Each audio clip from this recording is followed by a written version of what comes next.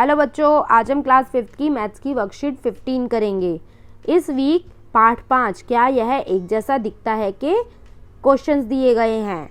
First question है, निम्न pattern को देखिए और खालिस्तान भरिए। फर्स्ट में हमें एक सर्कल में एरो दे रखा है जो ऊपर की तरफ है, फिर उसे मोड़कर सेकंड वाले में कहाँ दिखाया गया है, वो एरो दाईं तरफ हो गया है, फिर वो एरो नीचे हो गया है, तो नेक्स्ट में वो एरो कहाँ होगा, बाईं तरफ, और फिर नेक्स्ट में वो ऊपर चला जाएगा एरो। यानी एरो घड़ी की सुई की तरह घूम रहा है। पहले 12 पर है, फिर ध्यान से देखो 3 पर आया, फिर तीसरी पिक्चर में वो 6 पर आया, फिर 9 पर आया और फिर सीधा 12 पर आ गया।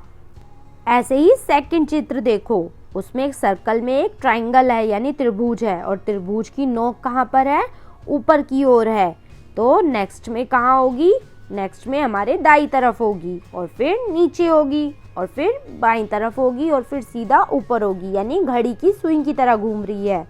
सबसे पहले चित्र में वो 12 पर है, फिर 3 पर आई, फिर 6 पर आई, फिर 9 पर आई, और फिर दोबारा से 12 पर आ गई, जैसा मैं आपको इस वीडियो में दिखा रही हूँ। नेक्स्ट है, एक सर्कल में क्रॉस लगा हुआ है और एक स्टार बना हुआ है। वो स्टार सबसे पहले किस पर है, ऊपर की ओर है, यानी मान लो वो घड़ी की सुई में 12 पर है, तो नेक्स्ट चित्र में वो कहाँ आ जाएगा, 3 पर, फिर 6 पर आ जाएगा वो स्टार जो तारा बना हुआ है, और फिर वो 9 पर आ जाएगा, और नेक्स्ट में दोबारा से वो 12 पर आ जाएगा। नेक्स्ट क्वेश्चन है, इन आकृतियों को घड़ी के चलने की दिशा में 1/4 घुमाइए और पैटर्न को आगे बढ़ाइए। एक करके दिखाया गया है।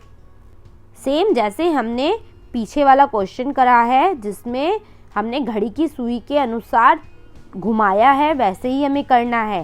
पहला हमें करके दिखाया गया है, सेकंड वाला लो, सेकंड टी है, टी सबसे पहले ऊपर की तरफ है, तो अब वो कितने पर आ जाएगा, हमारे दाईं ओर, यानी कि 3 पर आ जाएगा। ये एज्यूम करके चलो कि वो 3 पर आ गया। फिर थर्ड वाली पिक्चर में वो नीचे चला जाएगा, फिर वो लेफ्ट साइड हो जाएगा यानी बाईं तरफ हो जाएगा, और फिर दोबारा से सीधा खड़ा हो जाएगा। इसका मतलब हुआ पहले टी 12 पर था, फिर उसकी चोंच 3 पर हुई, फिर नीचे हुई 6 पर, फिर 9 पर हुई, और फिर दोबारा से 12 पर आ गई। नेक्स्ट है, हमें वी बना हुआ है, इस वी को भी मानो कि जो वी का ऊपर का हिस्सा है वो 12 पर है, फिर वो 3 पर चला गया, फिर वो 6 पर चला गया, फिर वो 9 पर चला गया, और फिर दोबारा से 12 पर आ गया। ये जो हमने घुमाया है ये 1/4 घुमाया है चीज़ों को, यानी टी को भी हमने 1/4 घुमाया। बीच में 12 से 3 पर आ गए, फिर 3 से 6 पर आ गए, तो हमने 1/4 घुमा दिया उसे।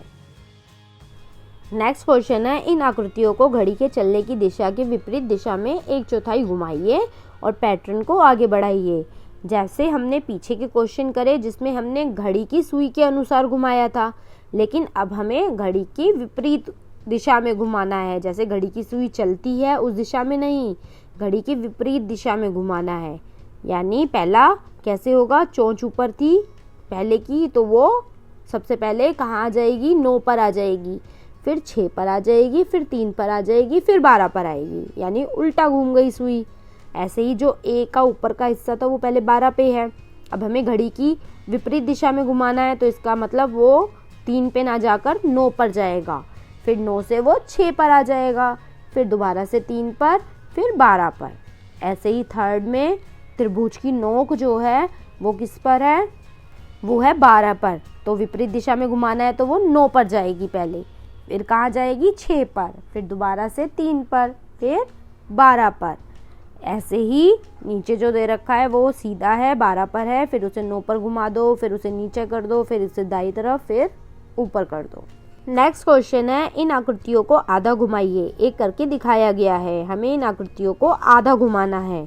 यानी आधा घुमाना कैसा है, बिल्कुल ही 12 से 6 पर आ जाओ और 6 से दोबारा 12 पर आ जाओ। घड़ी की सुई के अनुसार बता रही हूँ मैं आधा कैसे घुमाना है, इसलिए इसको हमने आधा घुमा दिया, फिर दोबारा से 12 पर लिया है, तो वो उसी पहले वाली सिचुएशन में आ गया। ऐसे ही नीचे दिया गया एरो के साथ भी करेंगे। एरो को बिल्कुल आधा घुमा दो तो ये कौन सी साइड मुड़ जाएगा, बाईं तरफ मुड़ जाएगा, और फिर दोबारा से आधा घुमा देंगे तो ये दाईं तरफ आ जाएगा, और फिर आधा घुमा देंगे तो ये कहाँ आ जाएगा, बाई तरफ दोबारा से आ जाएगा।